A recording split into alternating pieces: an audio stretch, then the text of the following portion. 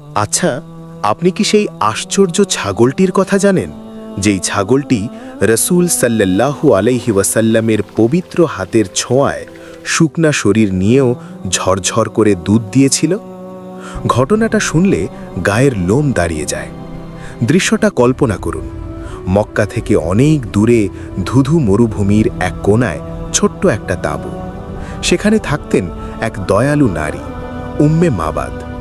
যে কোনো মেহমান এলেই তিনি আপ্যায়ন করতেন, কিন্তু সময়টা ছিল ভয়ঙ্কর খরার। ঘরে এক দানা খাবার নেই, পানি নেই। উম্মে মাবাদ নিজেই ভীষণ অসহায়। ঠিক এমন এক ভর দুপুরে তার তাঁবুর সামনে এক কাফেলা এসে থামল। কাফেলার একজন মানুষের চেহারা থেকে যেন নূর ঠিকরে পড়ছিল। তিনি বিনীতভাবে উম্মে মাবাদকে বললেন, খাবার বা পান করার মতো কি কিছু হবে? আমরা দাম দেব। উম্মে মাবাদের কলিজাটা মোচড় দিয়ে উঠল। তিনি ছলছল চোখে বললেন, হায়, আমার ঘরে যদি সামান্য কিছুও থাকতো, আপনাদের কাছ থেকে আমি দাম নিতাম না, কিন্তু আজ আমার হাড়ি একদম খালি। মেহমান তখন তাঁবুর এক কোণায় ধুঁকতে থাকা হাড্ডিসার এক ছাগলের দিকে তাকালেন। জিজ্ঞেস করলেন, ও কি দুধ দেয়? উম্মে মাবাদ করুণ হেসে বললেন, ও তো নিজেই চলতে পারে না, ও আর কি দুধ দিবে?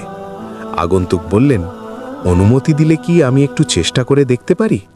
উম্মে মাবাদ সম্মতি দিলেন, যদিও তার কোনো আশা ছিল না। এরপর যা ঘটল তা কোনো জাদুর চেয়েও কম নয়। সেই মেহমান বিসমিল্লাহ বলে ছাগলটার গায়ে হাত বুলিয়ে দোয়া করলেন, আর সাথে সাথে শুকিয়ে যাওয়া ছাগলের ওলান দুধে টলমল করতে শুরু করল। বালতি ভরে দুধ দোয়ানো হলো। মেহমান নিজে না খেয়ে প্রথমে উম্মে মাবাদকে খাওয়ালেন, তারপর সঙ্গীদের, আর সবার শেষে তিনি খেলেন। এক মুহূর্তেই অভাবের সংসারে আনন্দের বন্যা বয়ে গেল। মেহমান চলে গেলেন। সন্ধ্যায় উম্মে মাবাদের স্বামী বাড়ি ফিরে ভরা দুধের পাত্র দেখে অবাক। ঘরে তো কিছুই ছিল না, এত দুধ এলো কোত্থেকে? উম্মে মাবাদ আবেগে কাঁপতে কাঁপতে সব খুলে বললেন।